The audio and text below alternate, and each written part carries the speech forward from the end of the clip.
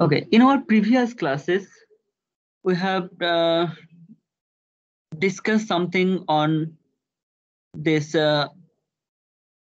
Just a minute, I will dismiss these messages. Okay, so in our previous classes, we have discussed about abstraction because the user don't need to know that how in the background this data is being managed. So we have talked about this abstraction because the user don't know that where actually in which physical machine their application or their virtual machine is executing, but still they're getting access to that. So internal implementation is being kept hidden from the users. Another topic we have discussed, the topic is virtualization. Okay, so we know that using virtualization technologies, we can provide different types of virtualization.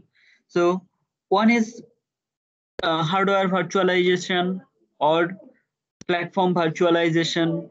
So different types of virtualization tools are there by which we can establish this virtualization so that user can get access to their required resources. So how this program or application or one virtual machine will run in cloud service providers infrastructure uh, that will be emulated using these virtualization technologies.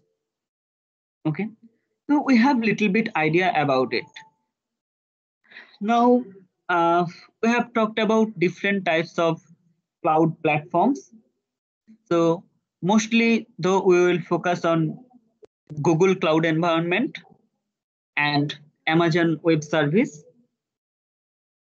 Now we have also discussed a few things on the cloud deployment models.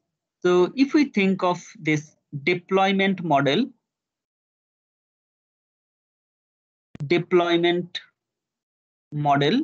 so cloud deployment model is basically refers to the location and how these resources are being managed.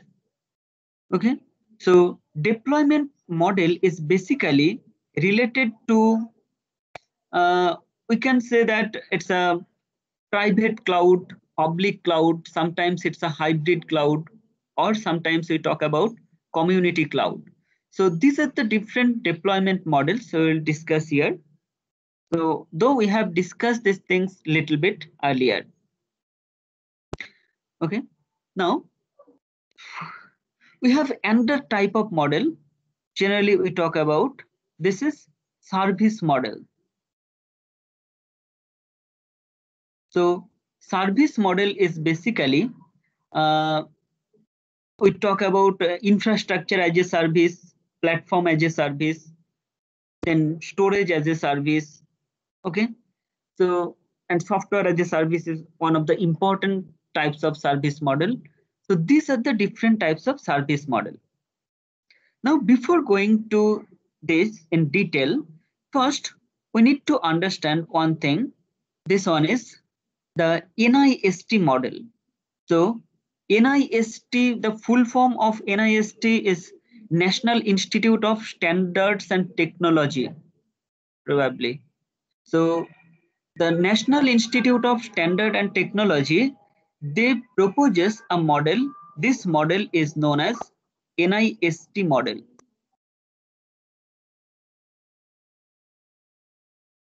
Okay.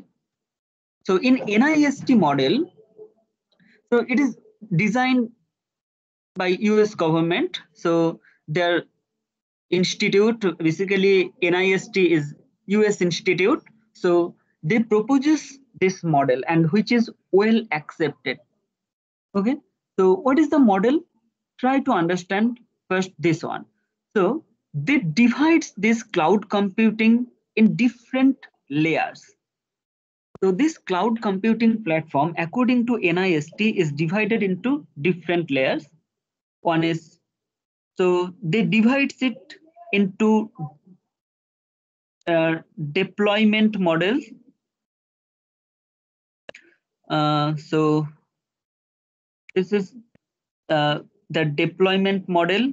We can divide it into, according to NIST, we can divide it into 3 layers. One is deployment model, then service models, and another one is service attributes.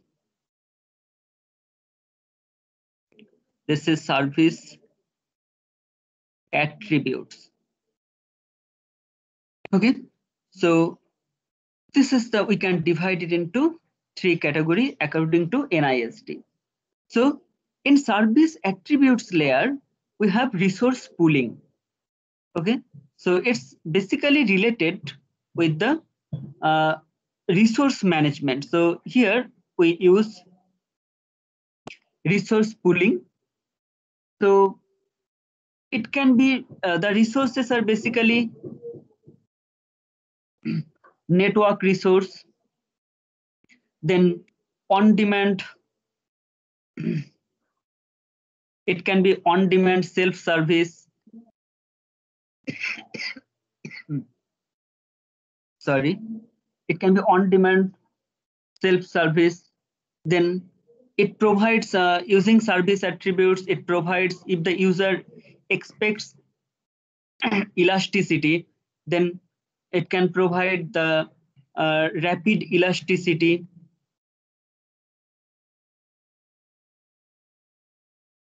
I think we have discussed the term elasticity. So it's elastic. So according to user's requirement at runtime, the resources may be scaled or scale up or scale down. So in one term, we generally represent it as scaling. So either the resources, additional resources can be added, or existing resources can be eliminated to get optimal cost. So from user's perspective, if we want to reduce our cost, then that can be reduced by this elastic property. So in runtime, even automatically, we can decide that whether the resources are to be scaled up or scaled down. So this is the thing which are related to service attributes. So NIST defines this cloud model in 3 different layers.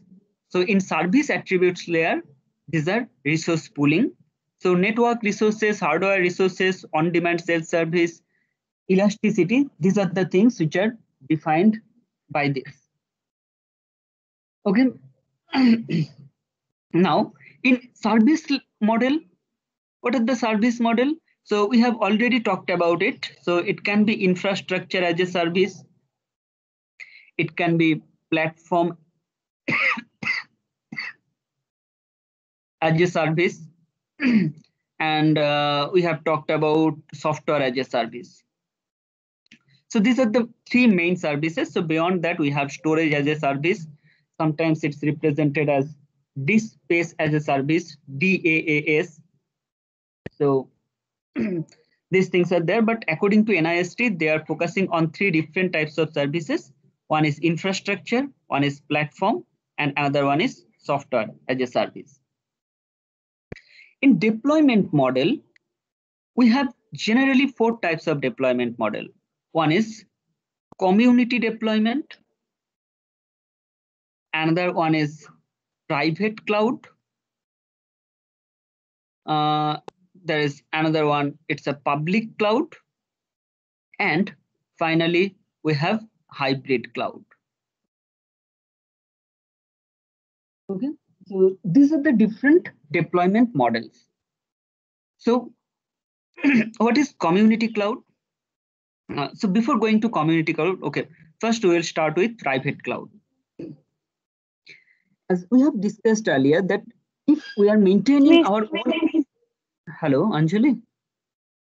Yes, sir. Are you sharing your screen? It's not visible. It's not visible. Sir, are you sharing your screen? Yeah, obviously. I thought that you are seeing the white screen. That's a okay. Just a minute. The whiteboard is visible. But other things, what I'm writing here, is it visible? Yes. So maybe it's a network issue. Sir, in laptop it is visible. I am not sure if it is visible in mobile devices. That can be one thing. Yes. Okay.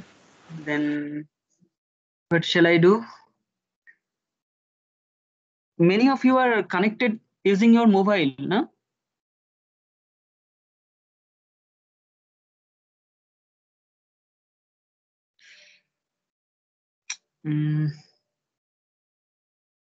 May I stop sharing and let me try to share it again.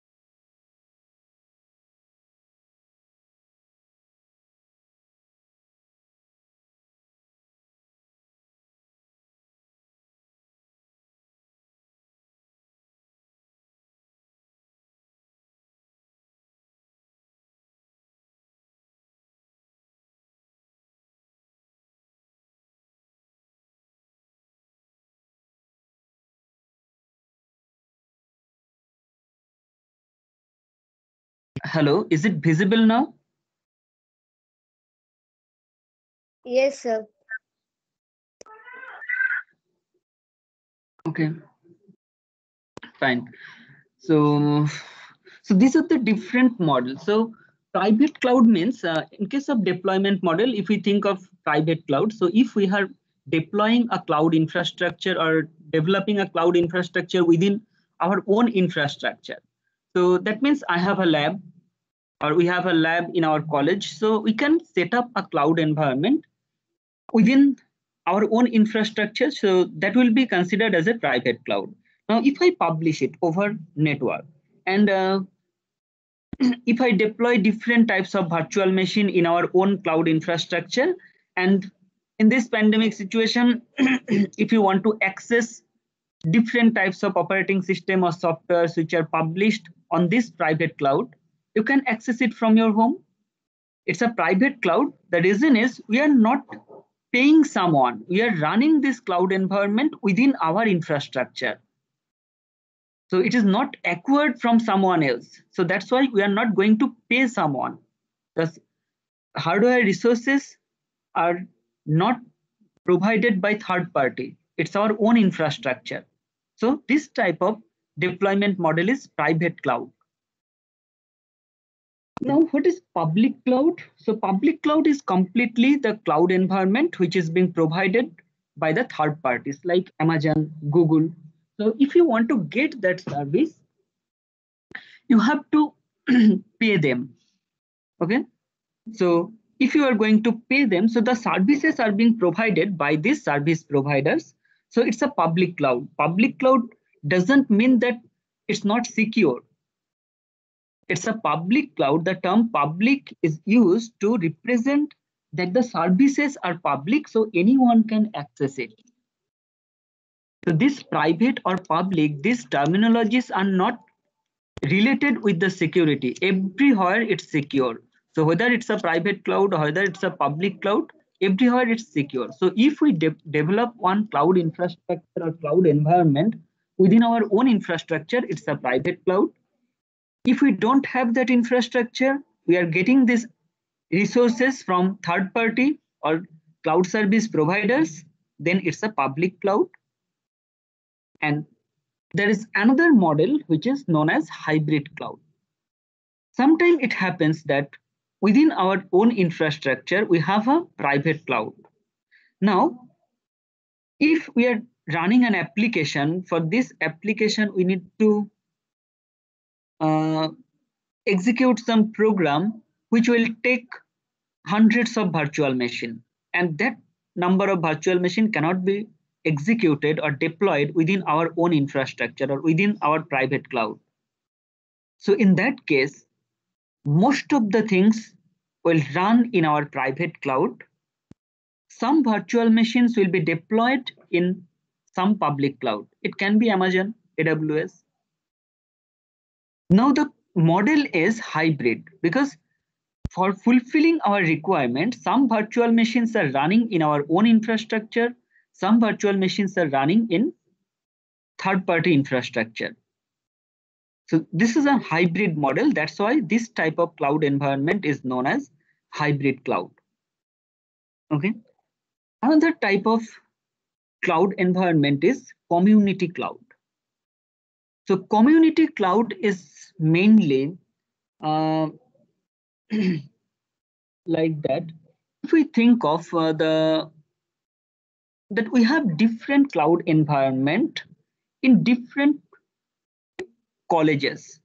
Like just for example, if I think that we have set up one cloud environment in TINT, we have another cloud environment set up in MSIT, we have another cloud environment set up in, say, it is in IEM.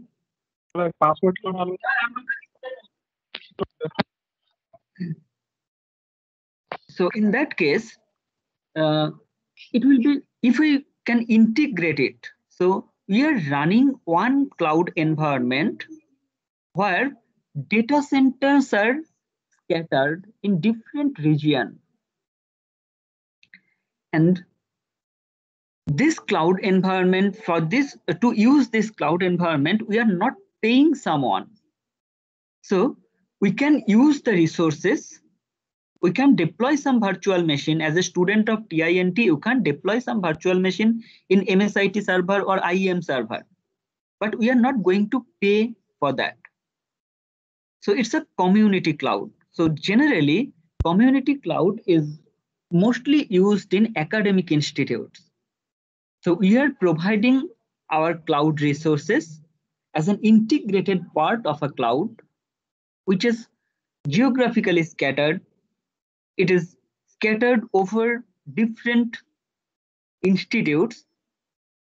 So this type of cloud environment is known as community cloud. Okay. So these are the classification, which is this classification is done by the NIST. So that's why this is known as NIST model. Okay. So do you have any query regarding this?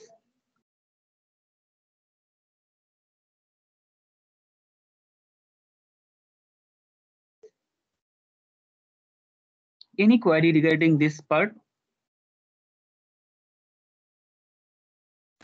Sir, how is it possible to access other college cloud services?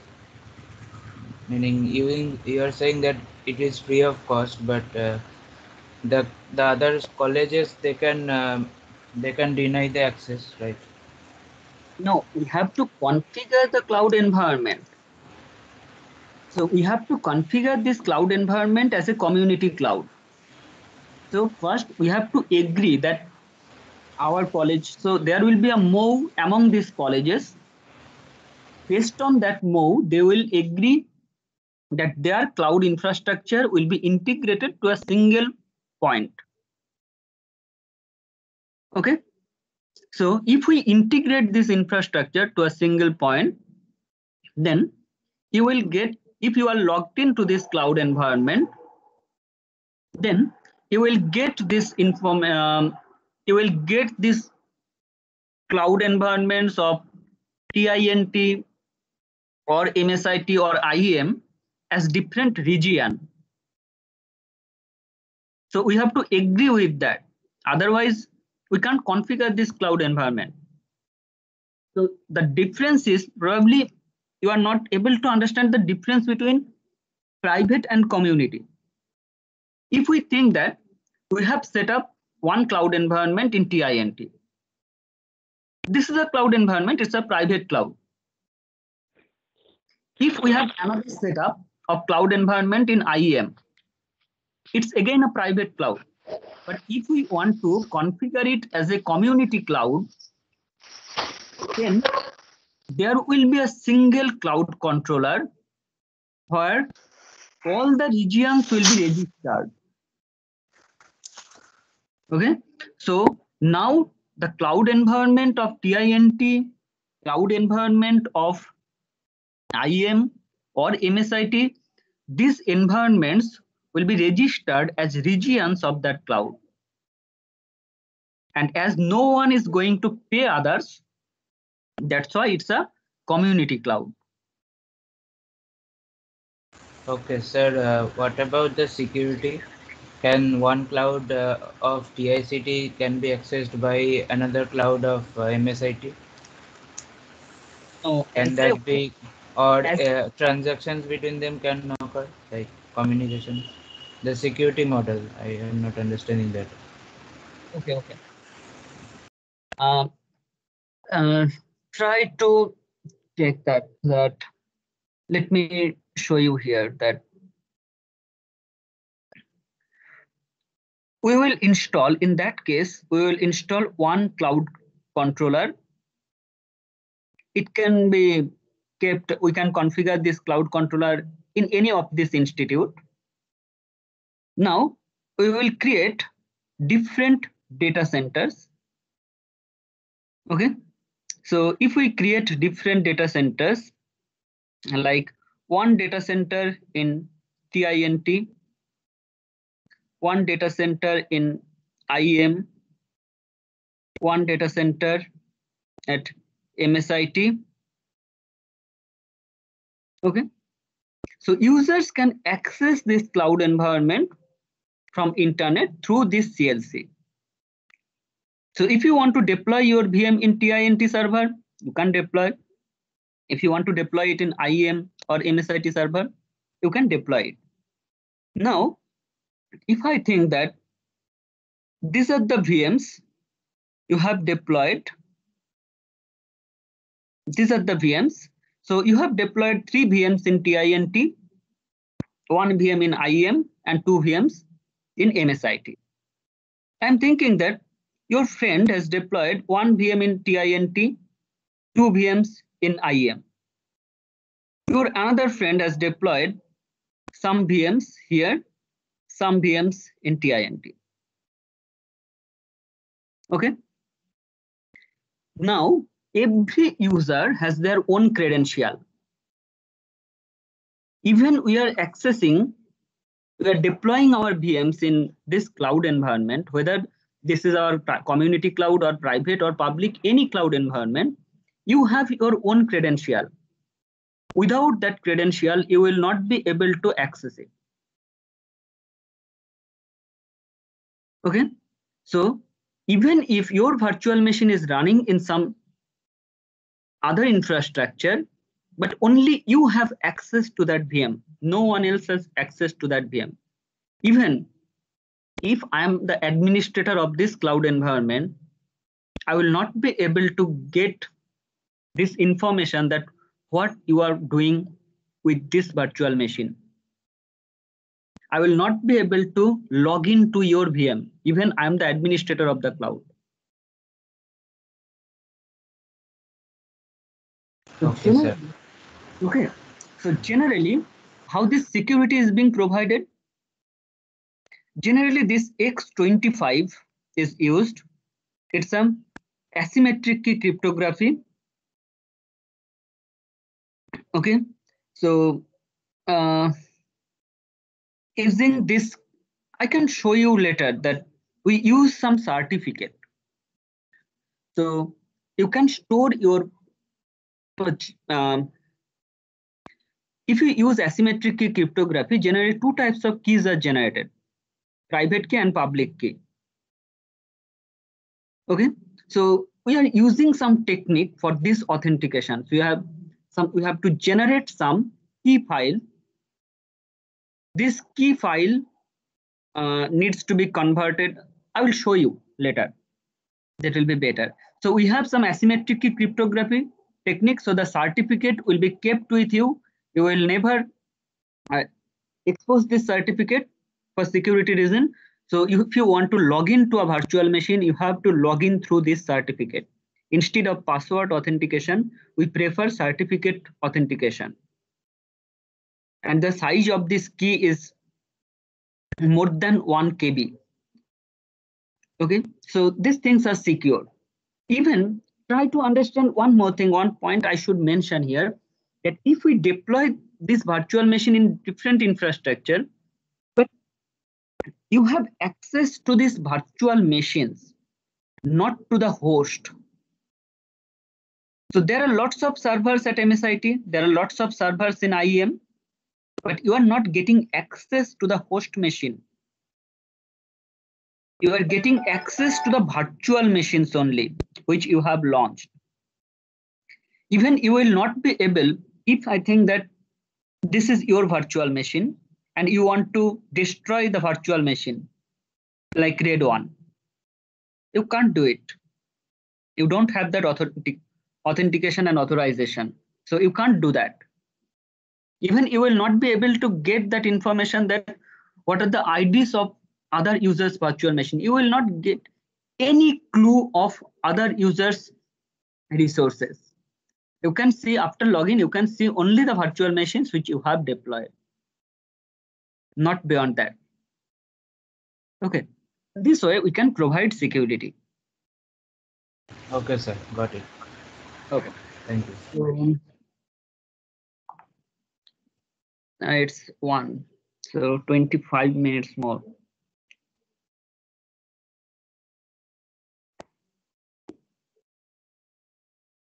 Okay.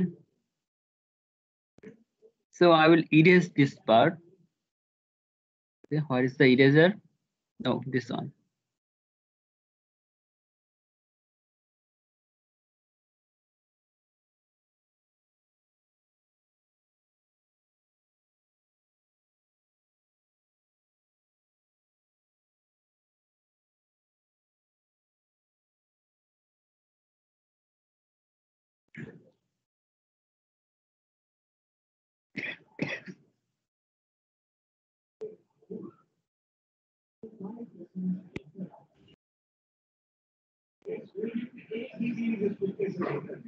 Okay. There's another model. We have to understand the model is cube model. Okay. So what is cube model? This model is it is represented by a cube. Let me show you that what is cube model. Okay.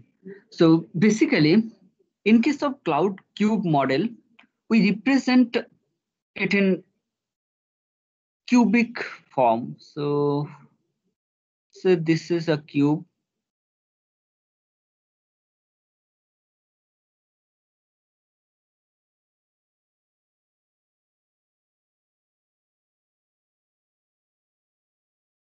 Okay.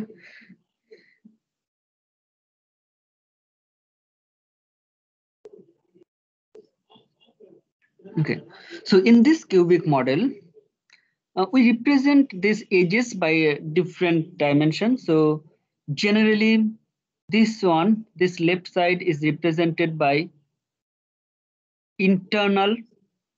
I will explain this term. And this one is external, just opposite of that. So this one is internal. This part is internal up to this bottom part, and the upper one is external. Then we have proprietary resource. So proprietary resource, and we have open resource.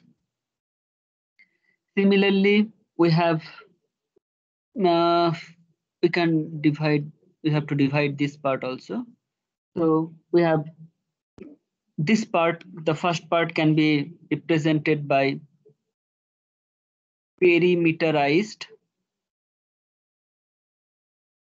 RI perimeterized, and this one is deperimeterized. Meterized. Okay, now try to understand that what is that, how it is being represented. So if we represent, so this one is, so if we represent this cube, so if as it's a cubic representation, okay, I should use the straight lines here. It will be easier to understand. So it's a straight line, and I will represent the hidden lines as dot. So it's difficult to draw. So these are the hidden lines.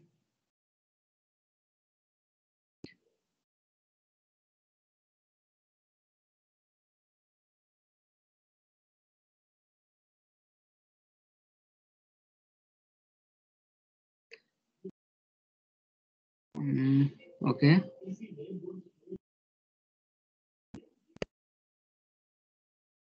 Like this.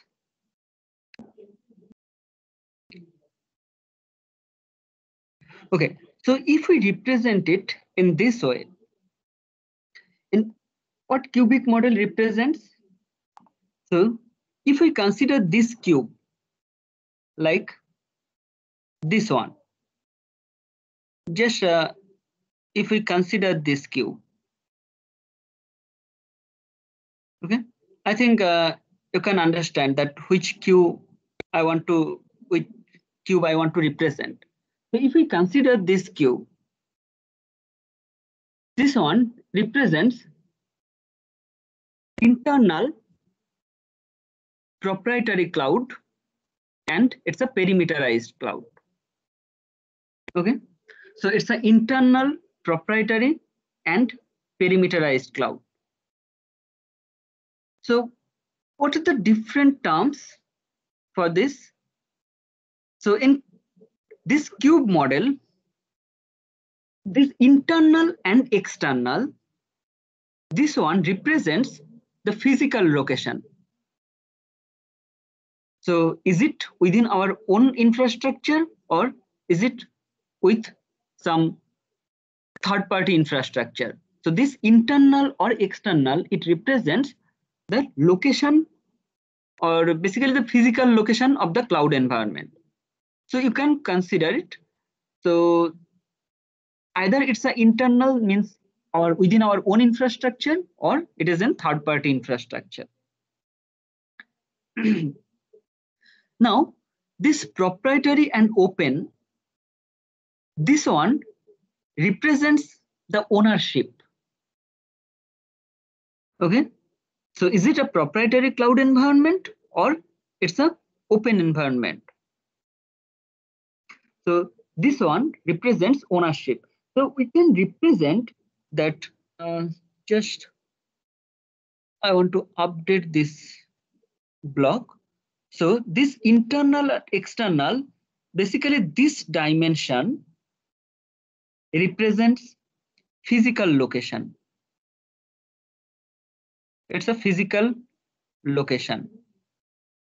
This dimension represents ownership.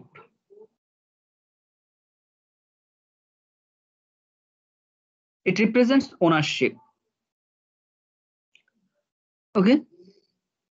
Now, in case of infrastructure, it will be ownership of the hardware.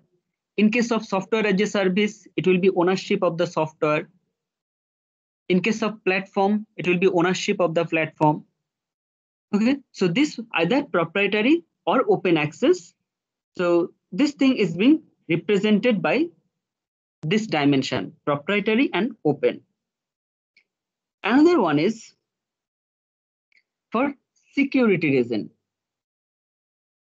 So this one, perimeterized or deperimeterized, this one is basically security boundary. So if we want to provide this cloud service to the end users, so this dimension is being used as security or network firewall configuration. So this perimeterized and deperimeterized, Just a minute. So this dimension is for security, for security related boundary.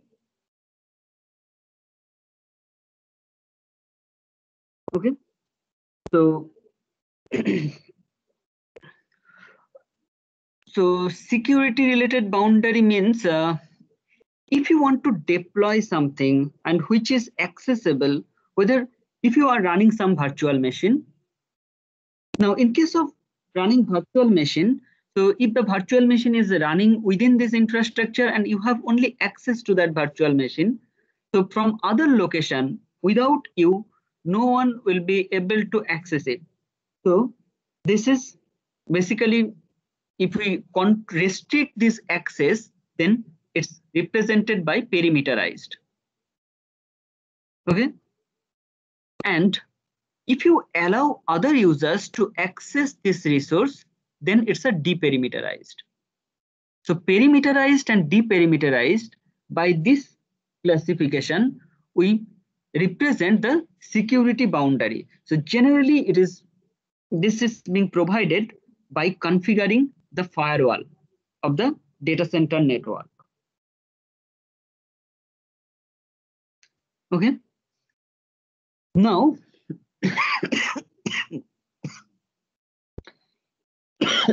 sorry.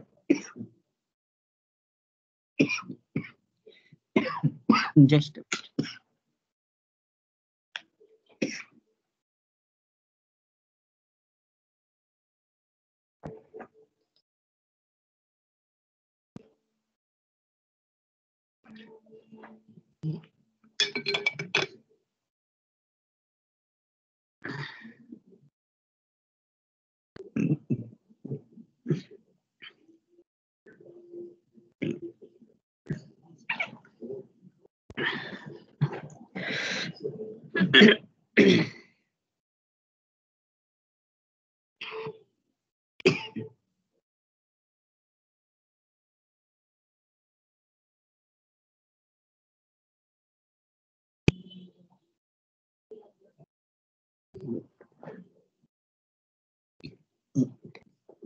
Okay.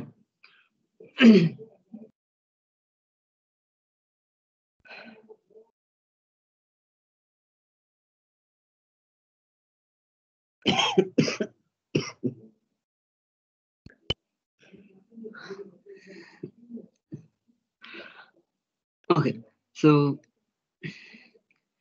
this is the cubic representation of cloud environment. I can't remember the exact name who has proposed it, but probably it was Jacob or something like that who has proposed this cubic model. I can't remember the exact name. Okay, you can just go through the book, you will find it. That so, but this is a well-known representation of cloud environment, and this is cubic representation. So for your examination, you should prepare this diagram, cubic representation, as well as the previous one, the NIST model. These things are very common questions, generally which are given in examination. Okay, now we have different types of service models, as we have discussed earlier. So we have different types of service model. These are infrastructure, platform, and software. So I'm not discussing these things again because we have already discussed those things earlier. So in infrastructure as a service, Amazon EC2 is there. So this, okay, can you tell me what is the full form of EC2, or what is being represented by EC2?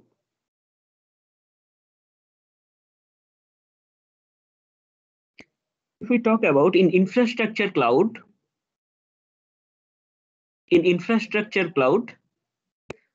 if we talk about Amazon EC2, what is Sir, EC2? I think it's Elastic Compute Cloud. Okay, so it's Elastic Compute Cloud. Cloud. So C comes 2 times, that's why it's C2. So E, C, and 2 times C is 2 times, that's why EC2. Now, by this name, you can understand why it's EC2. So why elastic? So if we deploy, say we are deploying a cluster having multiple virtual machine, and we are accepting the scaling policy. So if we accept this scaling policy, that means either, so this one is scalable. Sorry, it's a scalable. So if the resource is scalable, then initially I'm assuming that one VM is running. Okay, the whole thing is running in one VM, and every user is communicating. So users are communicating with this VM. So we have deployed one application in a VM, and users are communicating with this VM. So for every user's request is being processed by this VM. Now,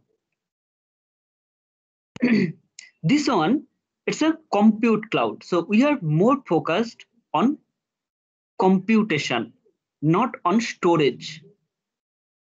Okay. So with one VM, we know that we have a machine image, so which is being represented by AMI, Amazon machine image. Okay. Then we have ARI. Okay, just forget about this. Just at this moment, we'll discuss about only AMI. So if we have an Amazon machine image, then based on that machine image, we have deployed this virtual machine. Now, if the number of user requests increases, so it can happen that the number of user requests are increasing rapidly, or sometimes the number of user requests are decreasing rapidly. So based on the user's requirement, we may decide that whether this VM is to be instantiated again. So if we want to increase the number of VM, as one VM is not capable to give services to all the users, so we can create multiple instances of that VM. So if we create multiple instances of that VM, this is known as scaling up. It's scaling up. And if we reduce number of existing virtual machines, so at this moment, if I think the number of VM is 3, now as the number of user requests are decreasing, the system can analyze that only 2 VMs are sufficient to give services to the end users at this moment. So automatically one VM can be shut down. So that one is known as scaling down. So one is scaling up and another one is scaling down.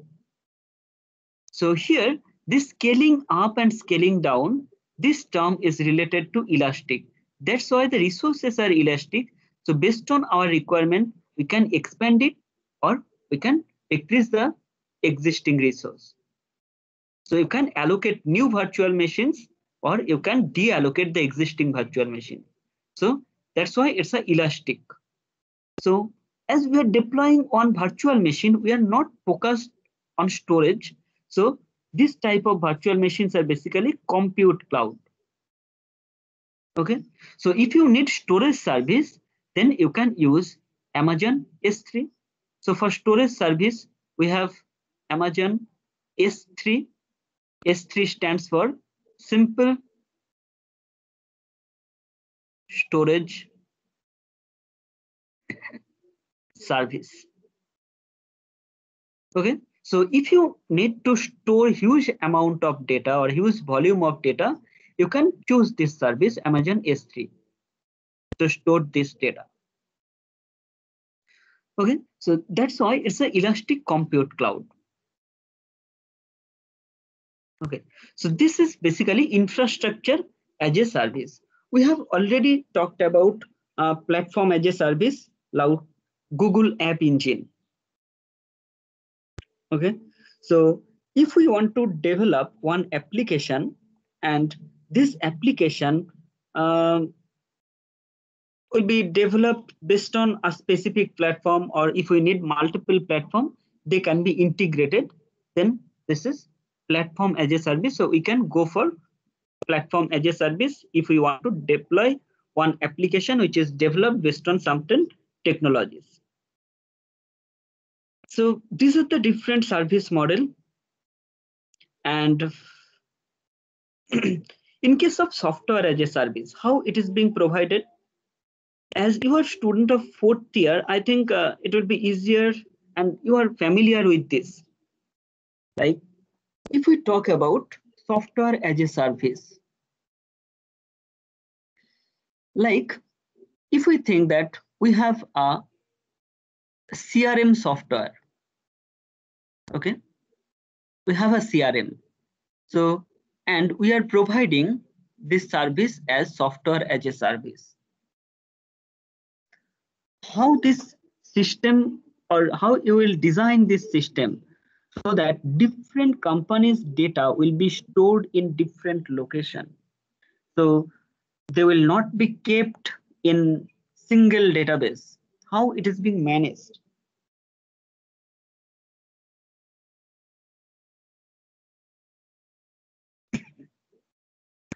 You are already familiar with database management system.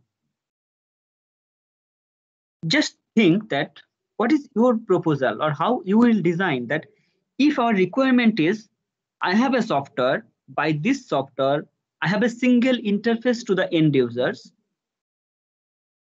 but with my software, 10 companies are registered. So if 10 companies are registered, an employee of one company should not get access to data of other company. How you will ensure this? Because you have a single application. How you will manage this database so that it can be, the services are secure enough?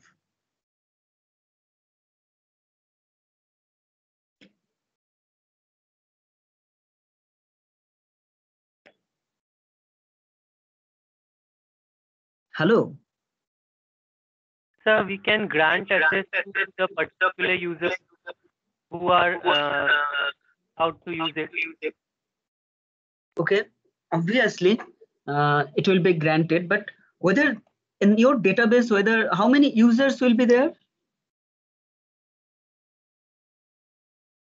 Sir, I assume the number of 10, if there are 10 companies, there must be 10 means users, and then they must be I am assuming that, but I don't know actually. No, you have to think. So you are thinking in the right way. There is no problem. So basically for 10 companies, if I am managing information of 10 different companies, for every company, I will create an admin user. Along with that, the other users will be created. Like in a company, if I need to manage this data using HR manager, or technical lead, so we have different roles. So along with those roles, I have an admin user. So as a set of this user, they will get access to a separate schema. So first of all, for every company, I will create different database schema. Okay, so within the same database server or RDBMS server, if we are going to use RDBMS, we will create different schemas for every company. We will create different set of user for every company, and we will grant access to the users according to role of the user. So if we have one user like admin XYZ, so if the name of the company is XYZ and the admin user is admin XYZ, then admin XYZ will get access only to the schema which is already registered for that company only. Okay, so in that way, security is being provided.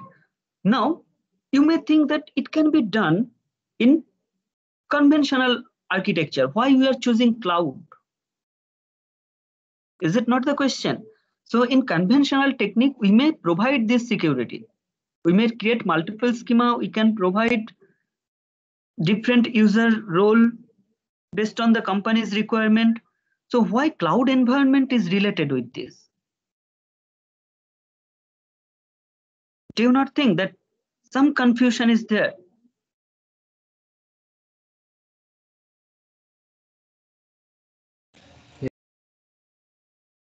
Okay, so the problem is here, if we have a database server, we can grant access in this way to provide security. But the problem is, if thousands of users are connected to my system, to my software, I have the CRM software, and thousands or millions of users are logged into my system simultaneously, then how these services will be provided to the end users? In conventional computing, if we forget about cloud or grid, in conventional technique, what we have some physical machines. Now within the physical machine, we have to install the software, we have to configure it properly, we have to grant role and privileges, and in that way it will be managed. But if the number of user requests are increasing, then once it may happen that our existing infrastructure is not sufficient to provide that number of service to the end users. So it will create a problem. So how to resolve this problem? So we have software as a service. This is a technique by which in the software layer, where the software is running, in that layer, how this data will be, how this computation can be scaled, that will be managed.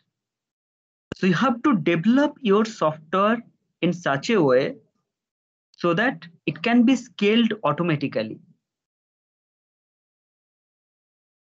Okay, so there are some architecture which is followed for this developing an effective or efficient software as a service. So there are some architecture, and I think you are familiar with the term design pattern.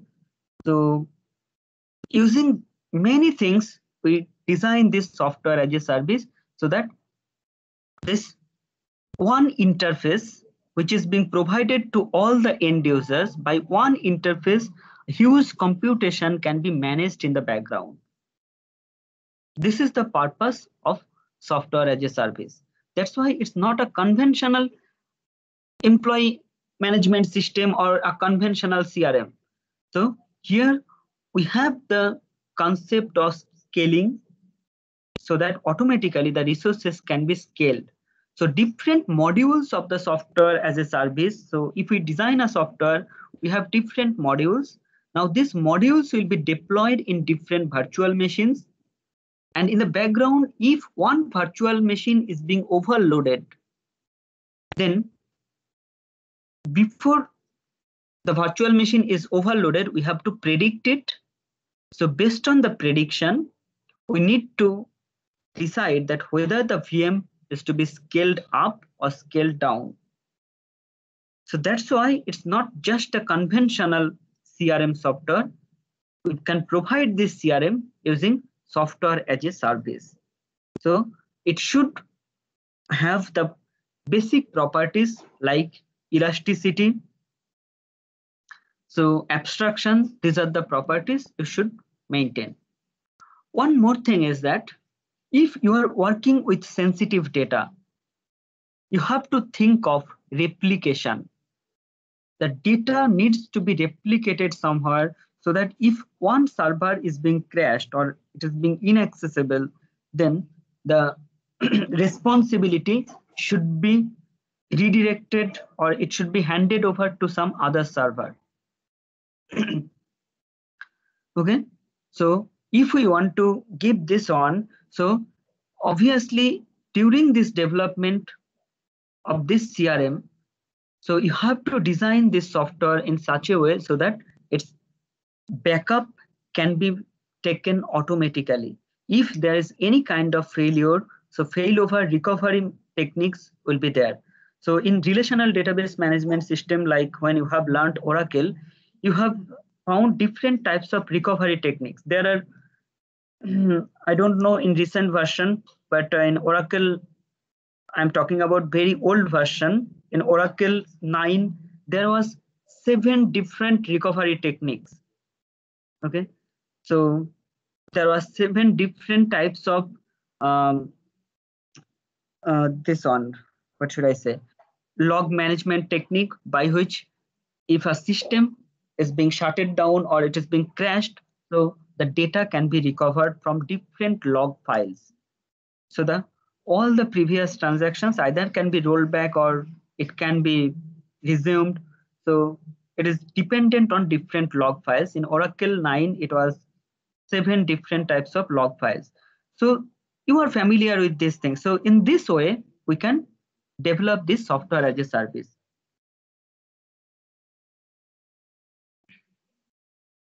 Okay, so if you have any query, we may discuss. Otherwise, we may end this session for today. I have class tomorrow also. Do you have any query regarding this?